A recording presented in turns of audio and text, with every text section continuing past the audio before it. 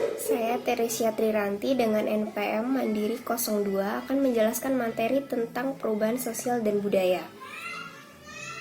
Menurut Agus Salim, perubahan sosial adalah suatu bentuk peradaban umat manusia akibat adanya pertambahan perubahan alam, biologis, fisik, dan yang terjadi sepanjang kehidupan manusia. Perubahan sosial memiliki cakupan yang sederhana seperti dalam lingkungan keluarga, hingga yang paling lengkap seperti tarikan kelembagaan dan masyarakat. Perubahan sosial memiliki 3 kelompok teori yang bersifat melingkar, yaitu A. Kelompok teori yang didominasi oleh perkembangan material dalam setiap pandangan tentang realita. B. Kelompok teori yang didominasi oleh pandangan non-material dalam setiap pandangan realita. C. Kelompok teori yang didominasi perpaduan wawasan antara material dan non-material dalam setiap pandangan realita. Perubahan sosial dapat dibedakan menjadi beberapa jenis, sesuai dengan sudut pengamatnya. Misalnya dari sudut aspek, fragmen, atau dimensi sosial sistem. Hal tersebut dikarenakan keadaan sistem sosial yang kompleks, tidak hanya berdimensi tunggal, melainkan muncul sebagai kombinasi atau gabungan hasil keadaan berbagai komponen. Ada kalanya perubahan sosial hanya terjadi sebagian kecil, terbatas ruang lingkupnya, tidak menimbulkan akibat yang besar terhadap unsur lain sesama sistem. Tidak terjadi perubahan yang menyeluruh atas unsur-unsur meski di dalamnya terjadi perubahan sedikit demi sedikit. Sekian yang dapat saya sampaikan, terima kasih. Baik, Assalamualaikum warahmatullahi wabarakatuh. Perkenalkan, nama saya Ratu Marseli Hakim dengan NPM 171303304. Di sini saya akan menjelaskan materi mengenai faktor-faktor yang mempengaruhi perubahan sosial. Baiklah, saya mulai. Faktor-faktor yang mempengaruhi perubahan sosial menurut Bruce Cohen, diantaranya yang pertama adalah faktor geografis. Lingkungan fisik dapat mempengaruhi perubahan yang dialami oleh sebuah masyarakat. Banyak sedikitnya sumber kekayaan alam dapat menentukan jenis kehidupan atau mata pencaharian seperti apa yang akan dialami oleh masyarakat yang mendiami wilayah tersebut. Yang kedua yaitu faktor teknologi. Penemuan-penemuan baru dalam hal teknologi yang mengakibatkan terjadinya perubahan sosial yang luas dalam masyarakat, seperti alat bantu kehidupan sehari-hari, itu sangat mempengaruhi faktor perubahan sosial yang ada pada masyarakat. Yang kedua, kepemimpinan. Perubahan sosial juga sering dimulai oleh pemimpin-pemimpin yang karismatik. Mereka mampu mengajak masyarakat untuk bergabung bersama mereka dalam gerakan sosial. Mereka juga sering mempunyai ide-ide cemerlang. Pemimpin-pemimpin yang karismatik tersebut dapat membawa perubahan sosial yang sangat berdampak bagi masyarakat. Yang keempat yaitu penduduk. Peningkatan atau penurunan jumlah penduduk secara radikal menyebabkan timbulnya perubahan sosial.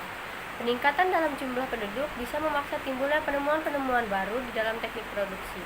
Sementara penduduk yang menurun secara cepat dapat menimbulkan perubahan-perubahan dalam organisasi sosialnya agar dapat mempertahankan diri dari serangan musuh. Itu adalah faktor-faktor perubahan sosial menurut Bruce G. Cohen. Perubahan pada masyarakat pada prinsipnya merupakan suatu proses yang terus-menerus, artinya bahwa setiap masyarakat pada kenyataannya akan mengalami perubahan-perubahan tersebut sesuai dengan perkembangan zaman dan berjalannya waktu. Akan tetapi perubahan antara masyarakat yang satu dengan masyarakat yang lain itu tidak selalu sama. Tergantung perubahan apa yang dialami di lingkungan masyarakat tersebut. Dan juga faktor kondisi alam sangat mempengaruhi perubahan sosial yang akan terjadi. Lalu, ada aspek-aspek yang dapat mempengaruhi terjadinya perubahan sosial. Seperti menurut Paul B. Horton dan Chester Lihan, perubahan sosial itu memiliki 3 aspek. Yang pertama, penemuan.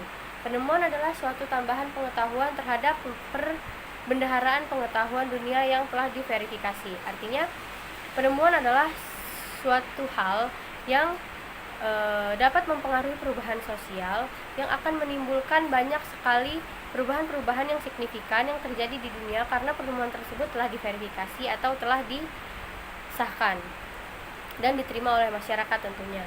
Yang kedua, invensi. Invensi merupakan suatu kombinasi baru atau cara penggunaan baru dari pengetahuan yang sudah ada. Meskipun unsur-unsur telah ada sebelumnya, Tetapi ide yang mengkombinasikan unsur-unsur tersebut adalah hal yang baru. Nah, dengan ide atau hal baru tersebut muncullah suatu kegunaan baru dari unsur-unsur yang telah ada sebelumnya. Karena hal tersebut, maka terjadilah perubahan sosial dalam masyarakat. Yang terakhir yaitu difusi. Difusi adalah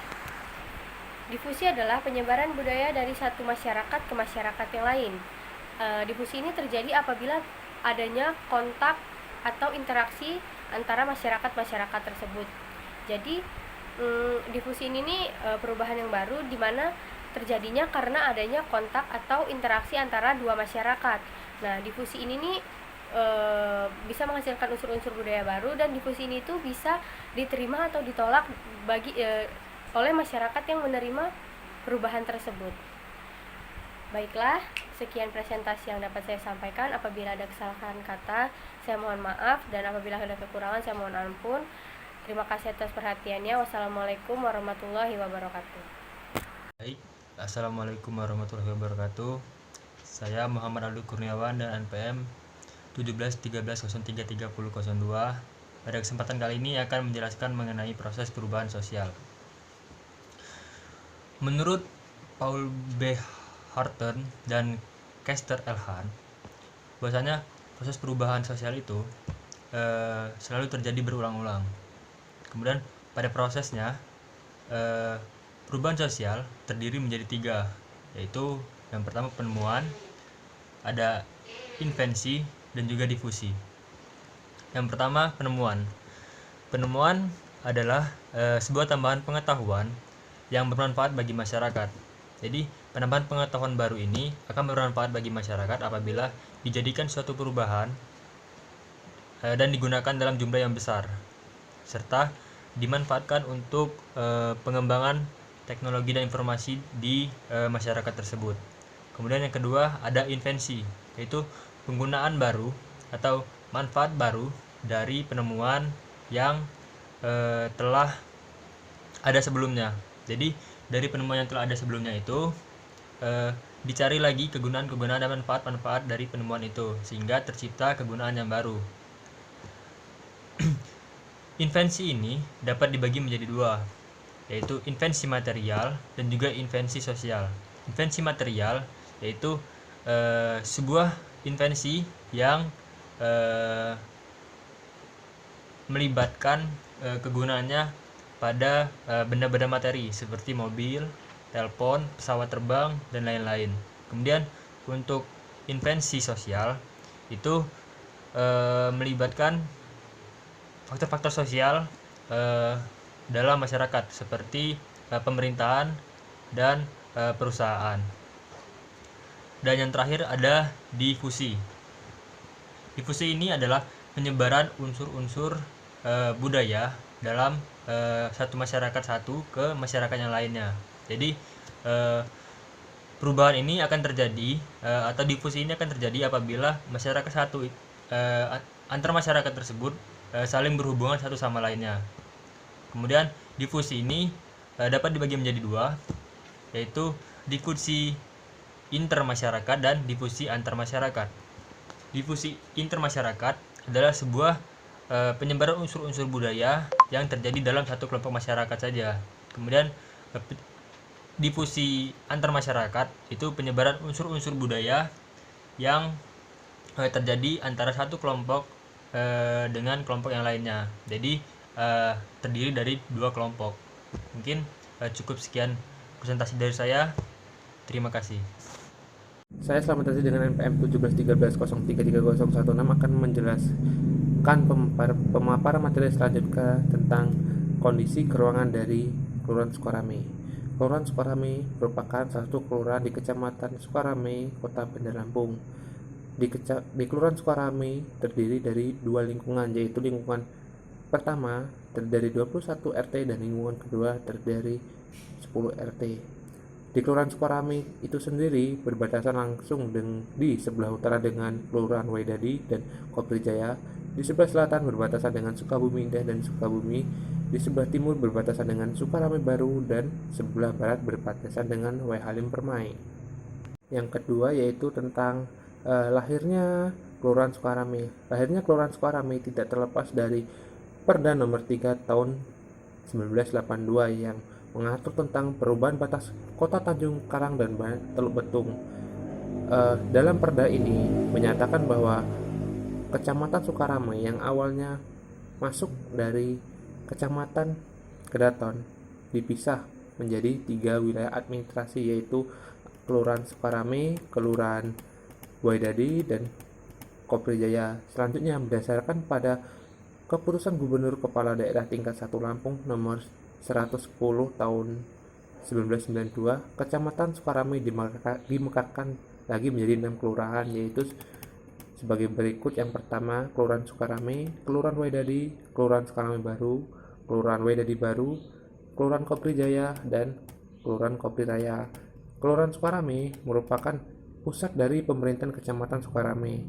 Awalnya Kelurahan Sukarame memiliki 3 lingkungan dan 31 RT. Di lingkungan 1 terdapat 21, lingkungan 2 terdapat 7 RT, dan lingkungan 3 terdapat 3 RT. Namun pada tahun 2013, 2 lingkungan digabungkan menjadi 1 lingkungan. Pada 2013, lingkungan 2 memiliki 10 RT hingga saat ini. Adapun penggabungan tersebut bertujuan untuk meningkatkan kegiatan penyelenggaraan pemerintah sehingga mempermudah pelayanan pemerintah terhadap di Kelurahan Sukarame. Yang ketiga, yang terakhir, yaitu jumlah keadaan penduduk di Sukarame. Jumlah penduduk di Sukarame saat ini mencapai 15.336 jiwa dengan jumlah penduduk presentasi laki-laki mencapai 7.457 jiwa dan penduduk perempuan mencapai 7.899 jiwa, dengan total jumlah KK di Kelurahan Sukarame mencapai 3.830 KK atau kepala keluarga. Sekian presentasi dari saya. Selanjutnya kawan saya akan menjelaskan materi selanjutnya.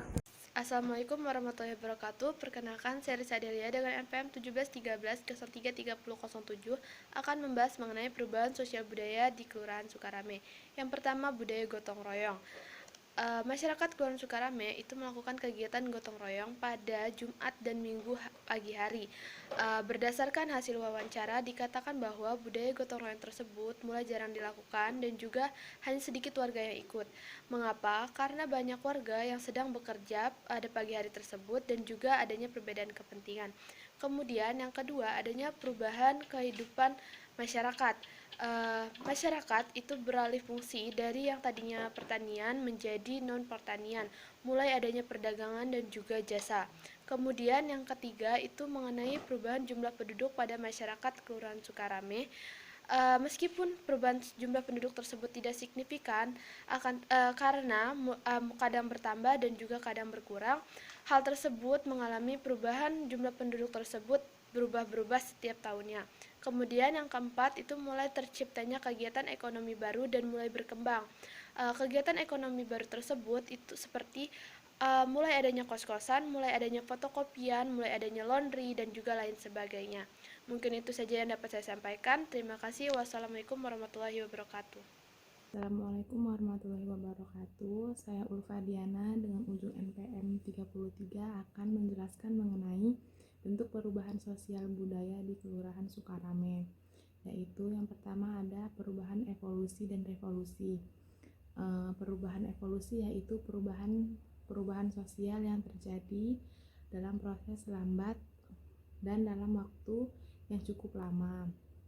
Contoh di UIN yaitu perubahan evolusi di Kelurahan Sukarame adalah adanya pembangunan kos-kosan.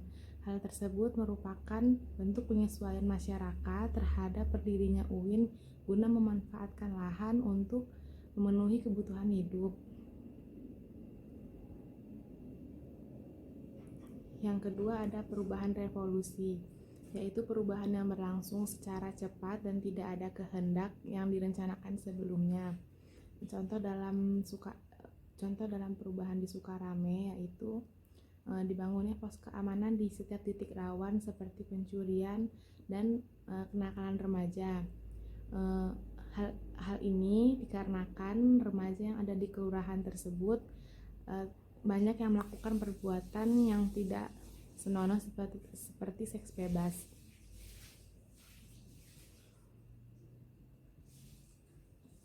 Yang kedua ada perubahan yang dikehendaki dan tidak dikehendaki.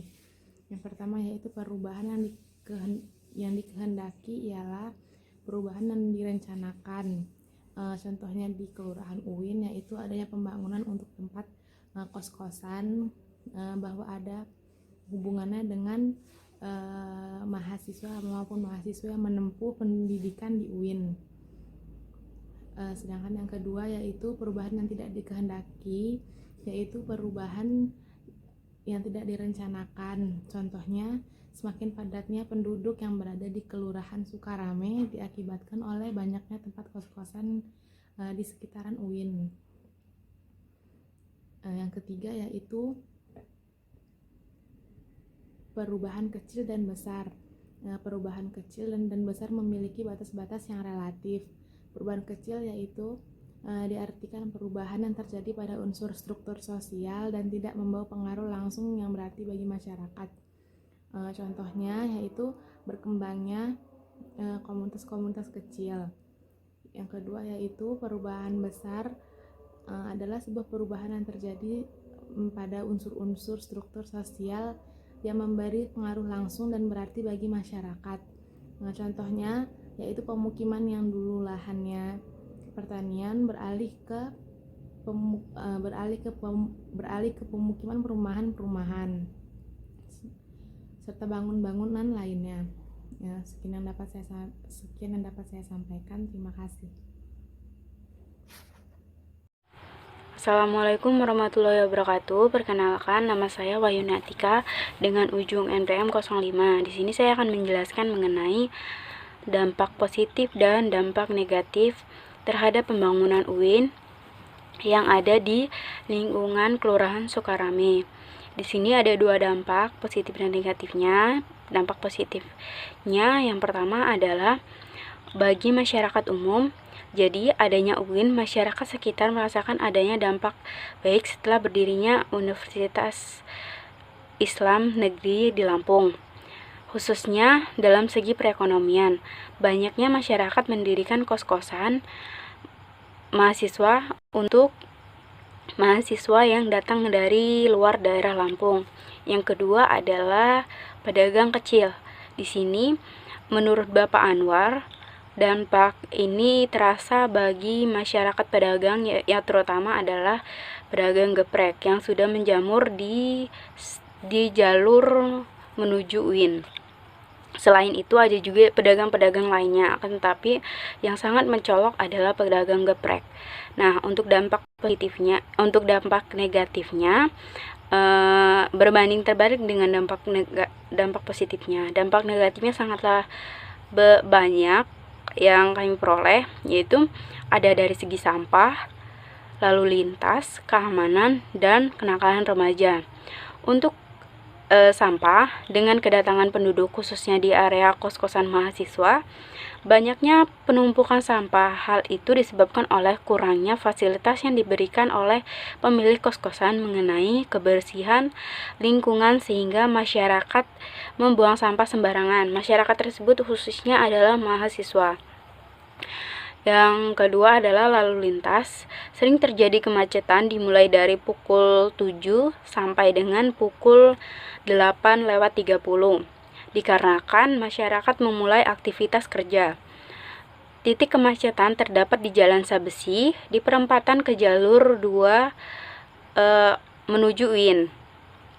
Yang menjadi penyebab kemacetan adalah banyaknya masyarakat yang membawa kendaraan pribadi dan ditambah mahasiswa yang berangkat ke kampus dengan membawa kendaraan pribadi seperti motor. Dan dampak selanjutnya adalah keamanan. Jadi di sini mengenai keamanan yang kurang sehingga 90% kendaraan mahasiswa dicuri. Terkadang banyak pula kos-kosan tidak memiliki standar keamanan sendiri, sehingga Kelurahan Sukarame termasuk ke dalam zona merah dalam kehilangan kendaraan motor dan titik paling banyak kehilangan kendaraan motor terdapat di RT 7 lingkungan 1. Yang selanjutnya adalah kenakalan remaja.